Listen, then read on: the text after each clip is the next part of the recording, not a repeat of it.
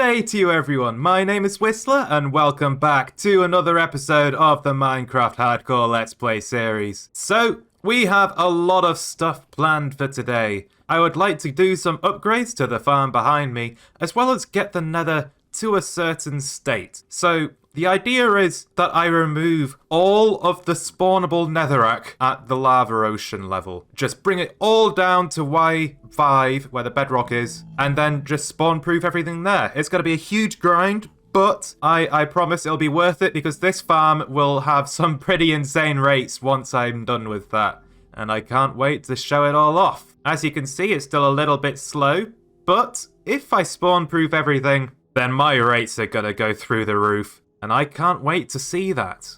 I need the gold. I asked for name suggestions last time for this Strider friend over here, and I'm happy to say that I've picked an option. We're going to call this one Stanley the Strider. Thank you very much for that suggestion, Benzo. And yeah, don't you just love that name, Stanley?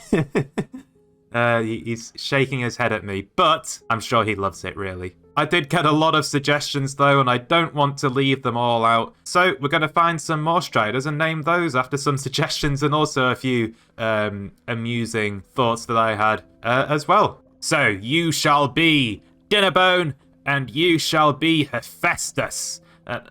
Oh, you can't really see Hephaestus's name there. I might have to swap these two around. Yeah, let's redo this. Right, okay, I have two more name tags. Dinnerbone is now Hephaestus, and Hephaestus is now Dinnerbone. Just look at them standing on top of each other's feet there. These guys must be extremely athletic. And you shall be Nether Guardian. And I quite fancied these two being like how I originally had the other two, so Dinnerbone and Strider McStriderface it is. Oi, no! No, don't shoot my Striders. Go away, Gast, stop this. This is not your time. Go away. No, this is, oh, missed. Die. Get out. Get out of my nether.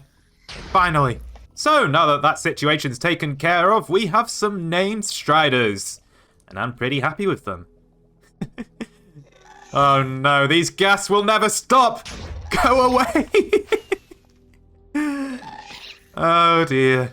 Oh, my Striders are still alive. Just look at them, it's so ridiculous. And I forgot to do this before, but we're gonna name our Piglin King over here, our Prisoner King, King Midas. I quite liked that suggestion. To be honest, I've always had a bit of a soft spot for Greek mythology. So, yeah, I like this one the most. This is what our Piglin King will be called from now on. And at some point, we're gonna make sure that he breaks his crossbow too, because I don't want to be peppered full of arrows every time I see him.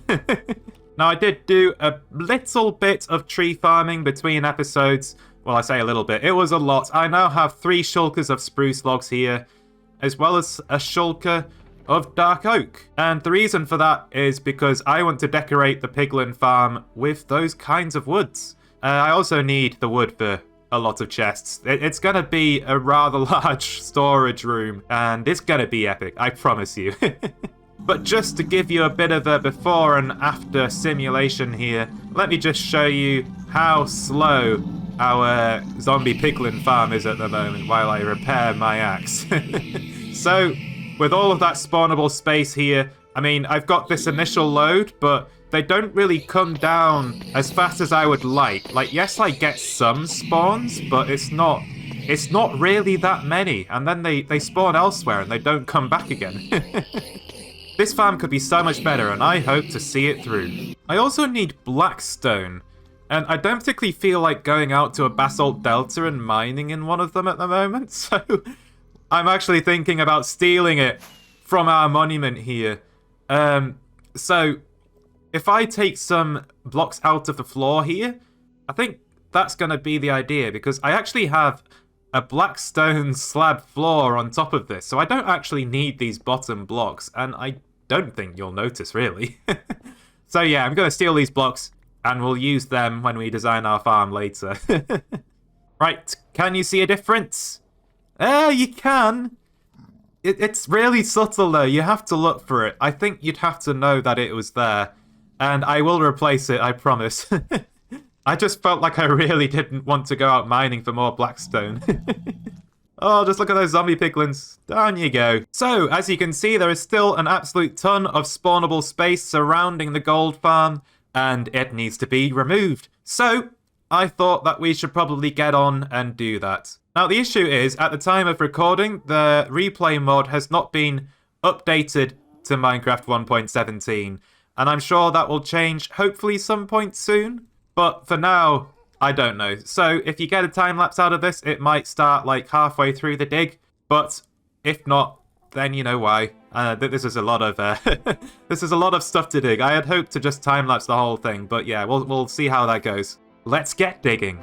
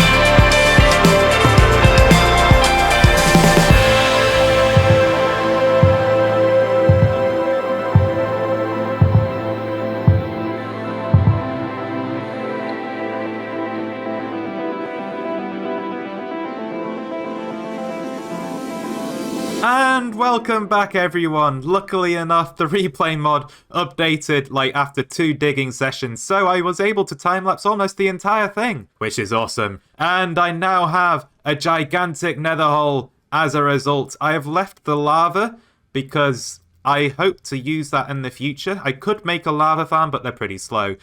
And I have some news! I have a cape now! I've done the account migration blah blah blah to Microsoft blah blah blah. And yeah, I got this cool cape out of it. And I have to say, I do think it goes pretty well with netherite armor with the elytra on. Especially with the enchantment glint. It just sort of, it's like it's a netherite elytra. I love it. But yeah, as you can see, there isn't an ounce of spawnable space on the floor over here anymore.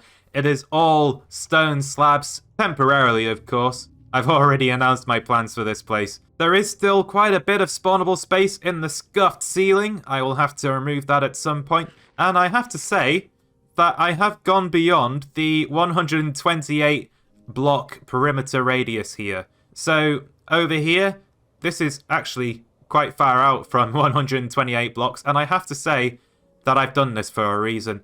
I don't feel like the nether hole is big enough. It feels too small. I feel claustrophobic with this project that I am trying to take on, because that's going to be so huge. So over here, it's at minus 164, and I don't think that's enough either. And I'm a little bit worried about this, actually, because I'm kind of wanting to expand on the Nether hole in such an ambitious way that I don't know if I will ever finish it. Maybe I will. If I do, it'll be awesome. I might go from the bottom up when it comes to netherrack mining. But to tell you where I hope to have the boundary of our great red glass wall, I'm hoping to have this view as I enter the nether hole, where the monument is that small in the distance. I don't want it to be big, I want it to be small so that I actually have a vast lava ocean to see.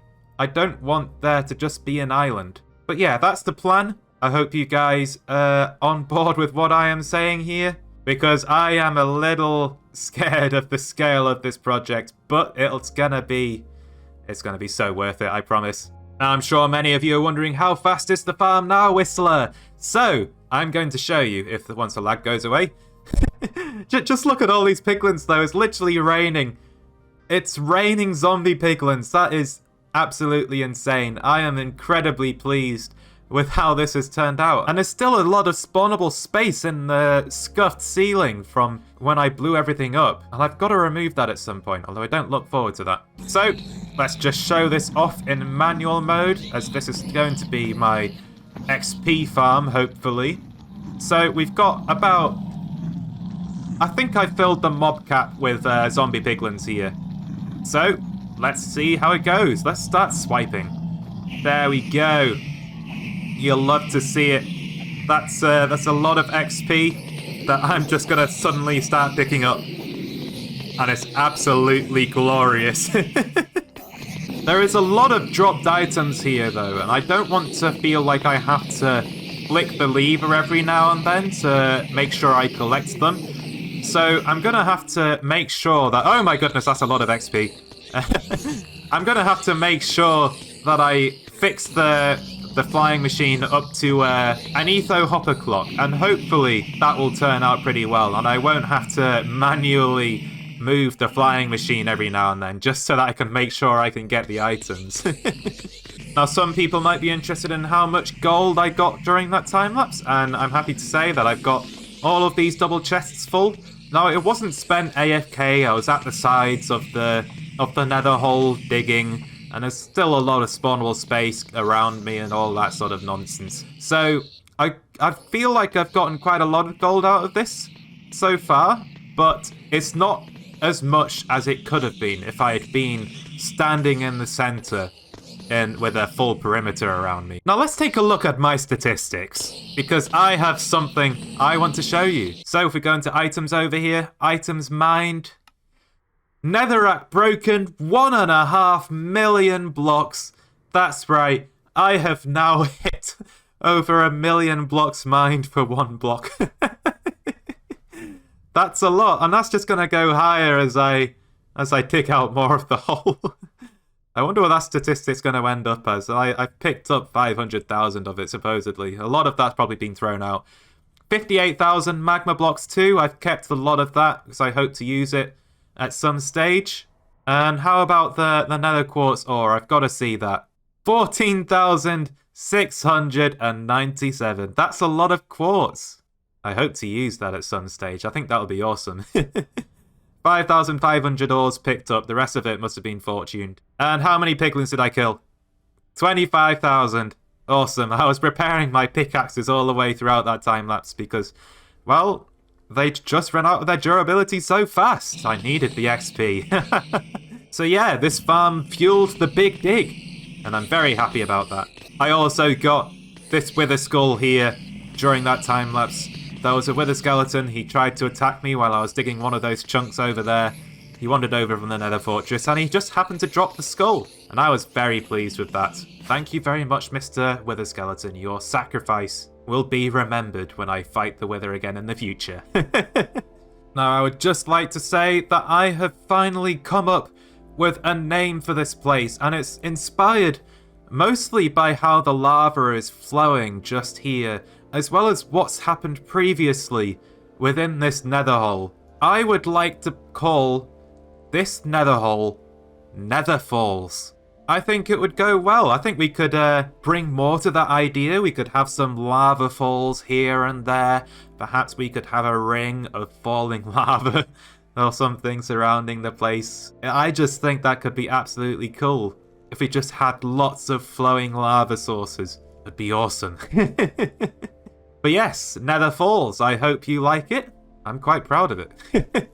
I have also been given a new Strider suggestion from one of you, and unfortunately they made the mistake of giving me a choice. So, we're gonna name this fella Bonko Billy.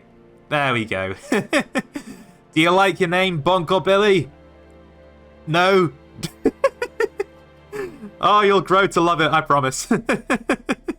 Now, if digging out the nether hole has taught me anything, it's that I am especially good at breaking pickaxes.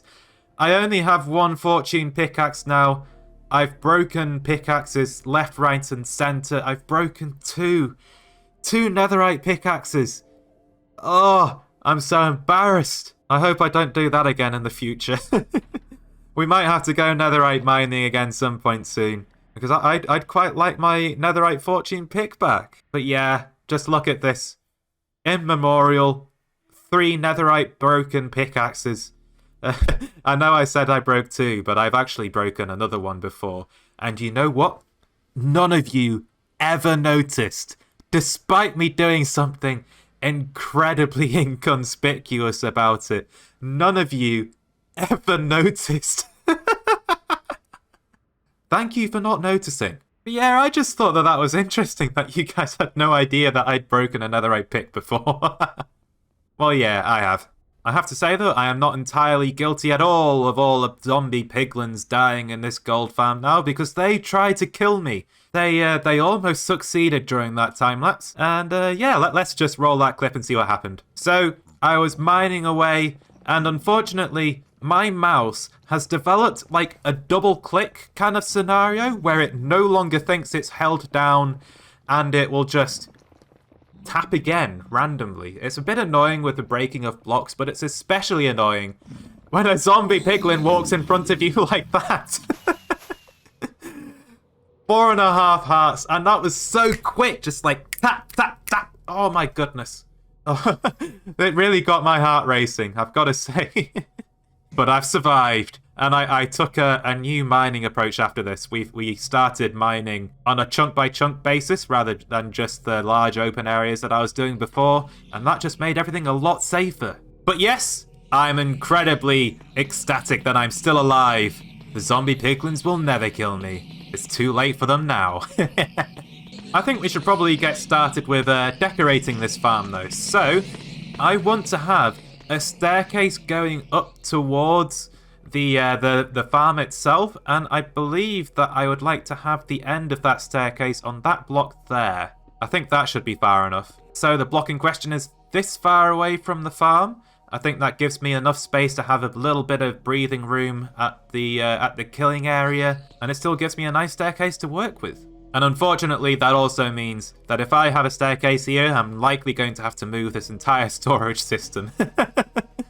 And then beyond that, I think we should dig a little bit further, because I hope to have, as like a floor, a long line of redstone lamps just all lighting up the place. And this is where I run into an issue.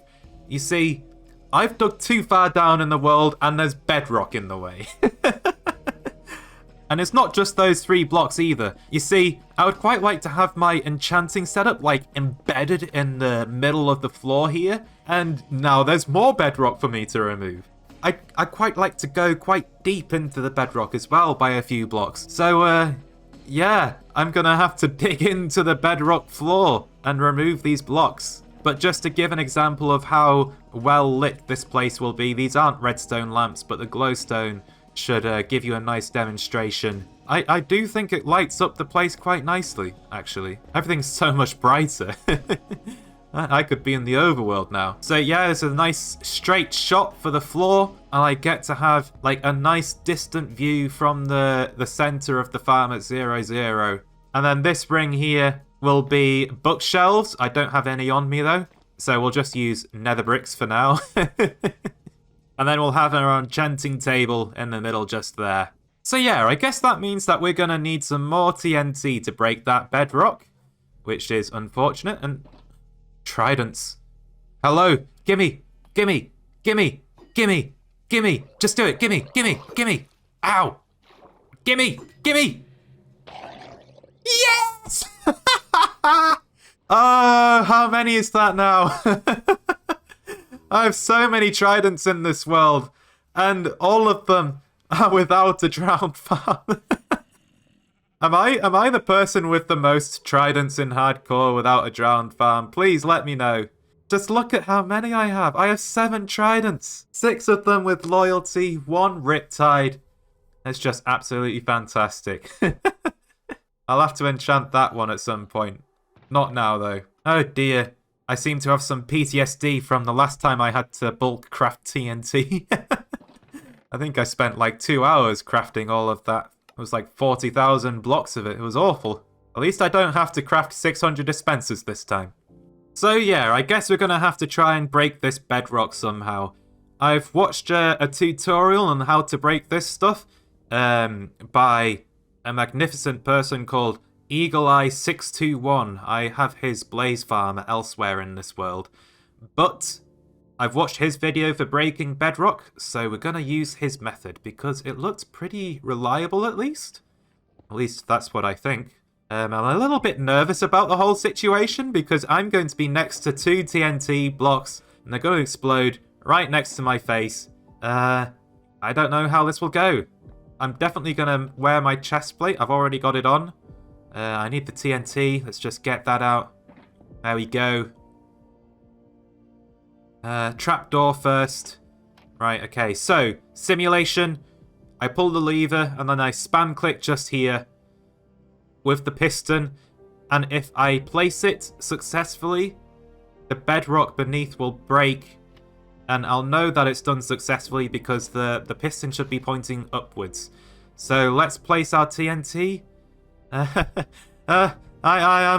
Do I want to do this? What if something goes wrong?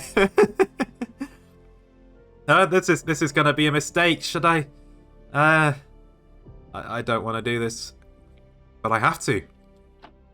Right. Let's get it over with. Should I eat a golden apple? Actually, I could do with the extra hearts. I don't know how this is going to turn out. I don't know if I'm going to lose like much health or anything. But let's just do this. Okay, we're doing it. Oh no! Oh, we've done it! First try! Awesome! I've made a bit of a mess. Oh dear. But we've broken the bedrock. That's exactly what I wanted. I think we should probably just clear this mess up. I don't want there to be holes beneath my farm. And then in its place, I get to place some redstone lamps. And we will need to power these with redstone blocks, I believe, for now. I say for now, this is the permanent solution. But yes, but it doesn't look too great with the redstone blocks there, but I can cover those up with carpets or trapdoors. There we go, see? So it seems that I've got quite a bit of bedrock to break. Let's get to it.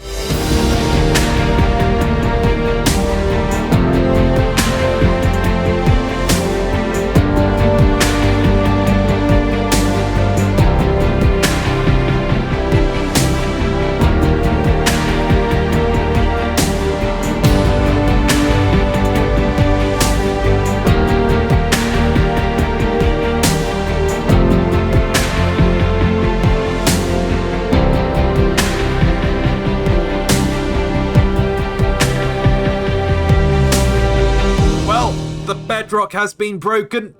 It wasn't nearly as reliable as I thought it might have been after that first try. I did have many failed attempts. I wasn't using a macro or a keybind or anything like that. It was all manual clicking, and some of those attempts failed. But I have survived. The TNT does like no damage to you when in that scenario. I don't know if that's just the obsidian in the way, but it was pretty safe, I have to say. I'm very happy about that, given that this is in hardcore. Let me just fill in this hole, though. Ah, this is quite a bit cleaner now. It doesn't look quite so chaotic. But But yes, so we have a little bit of a hole in the bedrock here. We're not going to the void. We just want to place our enchanting setup in the middle of the hole here. And I wanted to decorate it so that it looked like there was a void hole here. So we're going to place some black concrete here with some black glass on top of it. You can hardly see it. It's so difficult.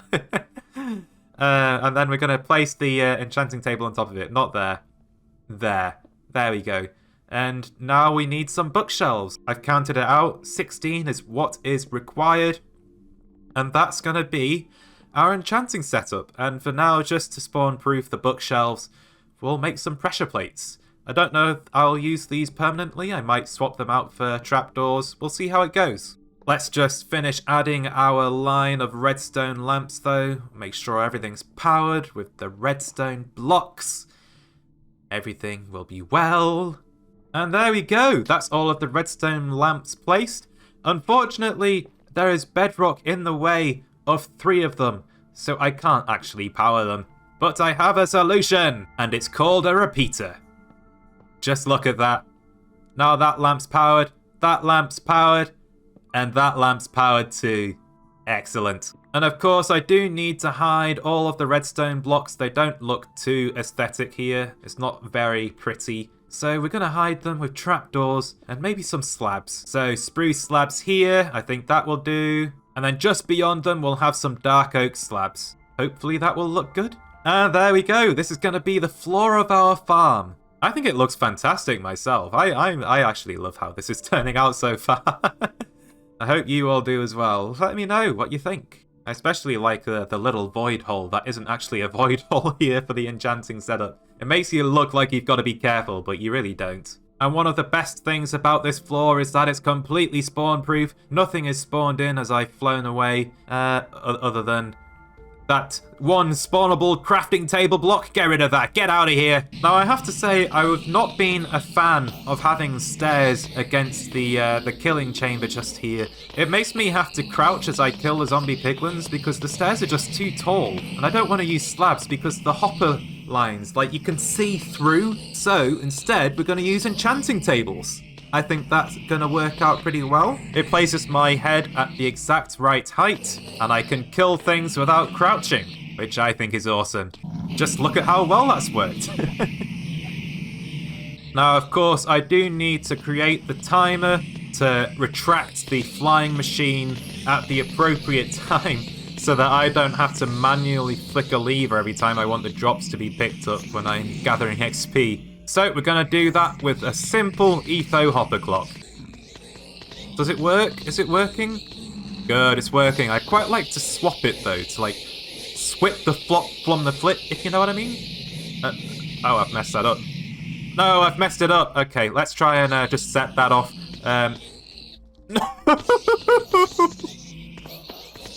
Why did I do that? Oh, come on. Just broken my flying machine. Ah! This is so frustrating. Oh, God, I don't like this situation. This is awful. Ah. Well, I've done the necessary repairs, and now let's do this properly. I've got some pistons this time, and we're just going to move these walls down, and that looks to have worked. Excellent. Let's remove these then. So yeah, now that I have that etho hopper clock in place, I can manually kill these piglins, and then every once in a while, the hay bales will retract, just like so. Oh, that was good timing. And then they'll come back, allowing me to collect the drops and continue farming XP. And then I can just deactivate that with that lever. And because it's an etho hopper clock, it doesn't retract instantly, but it does do it eventually, and then it will stay there just like that. Hang on. Am I overflowing on rotten flesh? Please don't say so. No! No, the rotten flesh is everywhere! But yeah, I think it's time that we get started with building the rest of our build for the gold farm. You see, I am imagining something quite grand, something quite tall, like a tall hallway, if you know what I mean. It's going to be an awesome experience just walking from one end to the other to go kill zombie piglins. And it's going to have a lot of storage, and it's going to be awesome. So, let's start that time lapse. Let's get straight into it.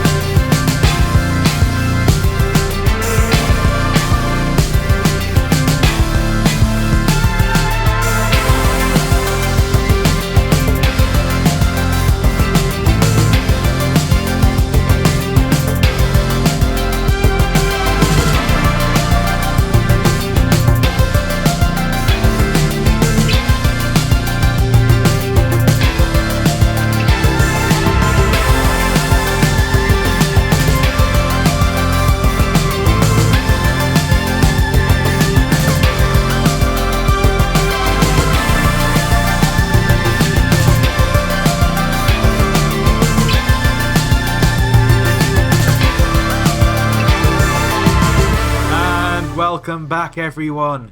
I now have a completed gold farm. I think it's awesome.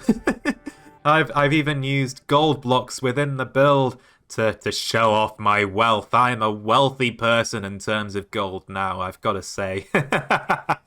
It is a bit of a redstone monstrosity, though. It's not just the sorting system. Well, it's all a sorting system, really. It's not just the auto sorter, though. I've got to stop saying these things. Everything about this is a sorting system. Shut up, Whistler. Just go in and show everything off. Right, okay, I can go into this with a lot more detail. So I'm a big fan of how the hole has turned out. It's not got an exterior because this whole thing is going to be buried within the central island, so an exterior isn't needed. I've got these dropper elevators at the front here, and those are going to deal with overflow and take items up to the second level. I've got this nice void hole here, but you guys already knew about that. There is a solid floor here, I promise. I decided to hide some grindstones in the floor here. I thought that would be a good decision if I wanted to unenchant stuff next to the enchanting table. And I have all of this storage for golden nuggets. I don't really have much at the moment because the farm has not been running long enough. But this whole thing is going to fill up at some point. And what is the rotten flesh doing in here? Oh, I think that was where I used to have my rotten flesh going before. Now I have it going elsewhere and also burning, because I don't want to keep like too much of that stuff. But let's give an example of what I can do with the drops that are in the wrong place. I just shove them into a double chest here, and then it goes back into the system to go where it's supposed to go. And I swapped the glass out for black glass. I didn't go all the way up because I got a bit worried about the turtle eggs. So we're going to do that a little bit more carefully. I don't want them breaking or anything like that. I don't know if like items landing on the eggs break them or not. They count as entities, and I'm just a little bit worried, really. So we'll try and do that at some point in the future, but we'll also try and do it carefully, very carefully. And just here I have a lever to activate manual mode, and let's just get my... Oh, I already have my smite sword. Okay, so my general experience for killing zombie piglins is going to be like this from now on. And now I guess that we can use this as a proper XP farm. And I was before, as I was digging out the nether hole, but it was kind of slow. I had to fly away and despawn things. But now, this is working pretty well, I've got to say. There we go. Those are the screams I like to hear. Although perhaps I have a lot of zombie piglins up in the ceiling above me. I probably need to remove all of that spawnable space to actually get this thing up to its maximum efficiency. Now I've got these blast furnaces over here. They don't have fuel in at the moment. I still need to do that.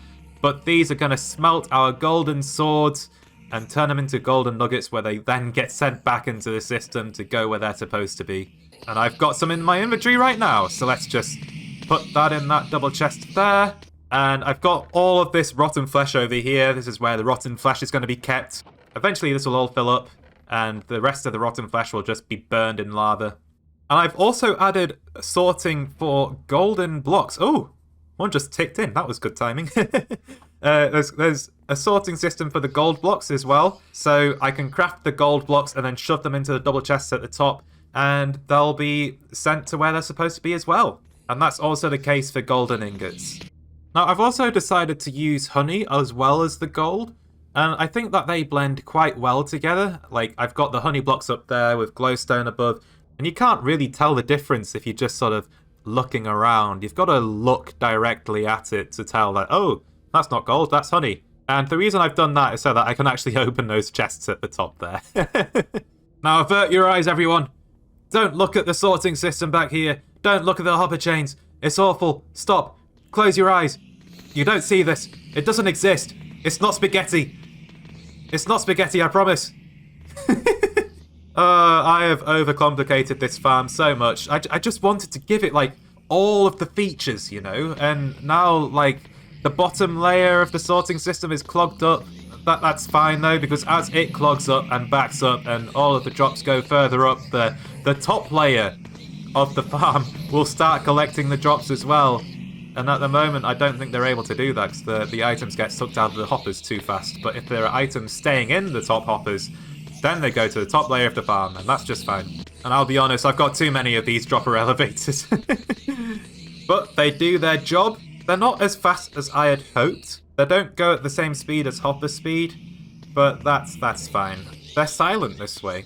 Now, I'll be honest, I had a plan for the entire build for this farm, other than, like, these walls here. I didn't really know how to decorate this thing. So I've got this design here for now. I've got glowstone up in the middle there too, but you can't see it, which is why I've done that. I'm also quite proud of, like, the arches here. We've got these nice structural beams at the top of the build.